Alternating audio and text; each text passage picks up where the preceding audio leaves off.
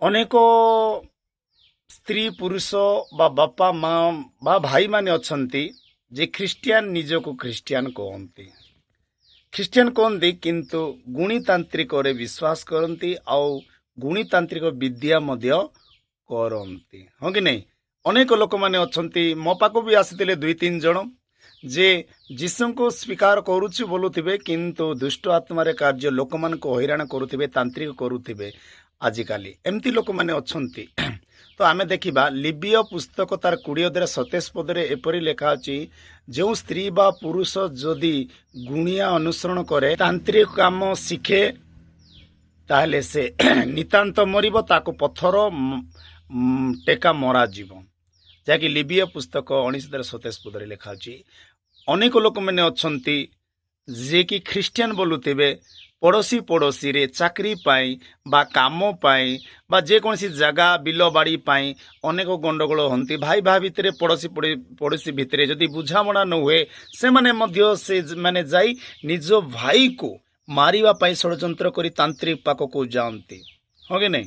ଯେଉଁମାନେ ବି ତାନ୍ତ୍ରିକ ପାଖକୁ ଯାଉଛନ୍ତି ସେମାନଙ୍କୁ କହିଦେବାକୁ ଚାହେଁ, ସାବଧାନ, ଯଦି ତୁମେ ଯିବ ଖ୍ରୀଷ୍ଟ ପାଖକୁ ଯାଅ, ଖ୍ରୀଷ୍ଟଙ୍କ ଠାରେ ପ୍ରାର୍ଥନା କର। ଗୋଟେ ଲୋକ ହଇରାଣ କରିବା ବୋଲି ତାନ୍ତ୍ରିକ ପାଖକୁ ଯାଅ ନାହିଁ, ବାଇବେଲ ମନା କରୁଛି। ଆଉ ସେ ଲେବିୟ 19:31 ପଦରେ ଲେଖା ଅଛି, ତାନ୍ତ୍ରିକ ମାନଙ୍କୁ ଅନୁସରଣ କରେ, ତାନ୍ତ୍ରିକ ଦ୍ୱାରା ପବିତ୍ରକୁ ଅପବିତ୍ର କର ନାଇଁ। ତେଣୁ କହିଦେବାକୁ ଚାହେଁ, ଯଦି ତାନ୍ତ୍ରିକ କାମ ଶିଖୁଛ, ଖ୍ରୀଷ୍ଟିଆନ କି ମୋ ପାଖକୁ ବି ଆଇଥିଲେ 2-3 ଜଣ, ସେମାନେ ତାନ୍ତ୍ରିକ କରୁଥିଲେ ଅନ୍ୟମାନଙ୍କୁ ବହୁତ ଯନ୍ତ୍ର। ହଁ, ତାନ୍ତ୍ରିକ ବିଦ୍ୟା ମଧ୍ୟ ବାଇବେଲରେ ଲେଖା ଅଛି, ଅଛନ୍ତି ବି, କିନ୍ତୁ ସେମାନେ କହିଦେବାକୁ ଯାଏ ସେମାନେ ଶରୀରକୁ ବୋଧ କରିବେ କିନ୍ତୁ ଆତ୍ମାକୁ ବୋଧ କରିପାରିବେ ନାହିଁ। ଆଉ ଯେଉଁ ଲୋକ ବି ତାନ୍ତ୍ରିକ କାର୍ଯ୍ୟ ଶିଖୁଛି, ତାନ୍ତ୍ରିକ କାମ ଶିଖୁଛି, ସ୍ତ୍ରୀ ବା ପୁରୁଷ, ସେମାନଙ୍କୁ କହିଦେବାକୁ ଚାହେଁ, ମରିଗଲା ବେଳେ ତମେ କୁକୁର ଗତିରେ ମରିବ। ନା ଚିଲ, ନା କାଉ, ନା ଶାଗୁଣା ତମର ମାଂସ ଖାଇବ, ନା ପୁତା ଯିବ, ତୁମ କୁକୁର ଗତିରେ ମରିବ। ସତ କହୁଛି। ତେଣୁକରି ପରିବର୍ତ୍ତନ ହୁଅ, ସେ ତାନ୍ତ୍ରିକ ବିଦ୍ୟା କାମ ଛାଡ଼ି ଦିଅ। ଆଜି ନେ ତ କାଲି ଆମେ ନିଶ୍ଚୟ ମରିବା।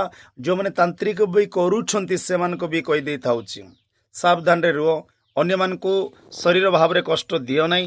କଷ୍ଟ ଦେବାର ଆମର ଅଧିକାର ନାହିଁ, କେବଳ ଯୀଶୁଙ୍କର ହିଁ ଅଛି। ତେଣୁ କହିଦେବାକୁ ଯାଏ, ଯେକୌଣସି ବ୍ୟକ୍ତି ତାନ୍ତ୍ରିକ ପାଖକୁ ଯାଅ ନାହିଁ। ଯେତେବେଳେ ବେମାର, ଯେତେବେଳେ ଦୁଃଖ କଷ୍ଟ ଅଛି, ଯାଅ ନାହିଁ। ଯିବ ତ ମେଡିକାଲ ଯାଅ, ନହେଲେ ପ୍ରାର୍ଥନାକୁ ଯାଅ। ଅନେକ ଲୋକମାନେ ଯାଆନ୍ତି ତାନ୍ତ୍ରିକ ପାଖକୁ ଗୁଣିଆ କରିବା ପାଇଁ, ମୋ ଭାଇକୁ ମାରିବା ପାଇଁ, କିନ୍ତୁ ସେମାନେ କହିଦେବାକୁ ଯାଏ, ତୁମେ ମାରିବ ସତ, କିନ୍ତୁ ଆତ୍ମାରେ କେବେ ବି ମାରିପାରିବ ନା। ଯେକୌଣସି ବ୍ୟକ୍ତି, ସେଠି ଯୀଶୁଙ୍କ ବିନା କେହି ମାରିପାରିବେ ନାହିଁ। ତୁମେ ଯାହା କିଛି କରୁଛ କର। ସେଇ ତାନ୍ତ୍ରିକ ମାନଙ୍କୁ କହିଦେବା ଯାଏ, ସୁଧୁରି ଯାଅ, ମନ ପରିବର୍ତ୍ତନ କର, ନହେଲେ ମାଂସ ଖଣ୍ଡ ଖଣ୍ଡ ହେଇ ମରିବ। ତମେ ପଥର ଟେକା ମରାଯିବ, ରକ୍ତ ବର୍ଣ୍ଣ କରି ତମକୁ ଟେକା ପଥର କରିକି ମରା ଯିବ। ତେଣୁକରି ସାବଧାନ, ସୁଧୁରି ଯାଅ। ରହିଲି, ପ୍ରଣାମ, ଜୟ ଯୀଶୁ।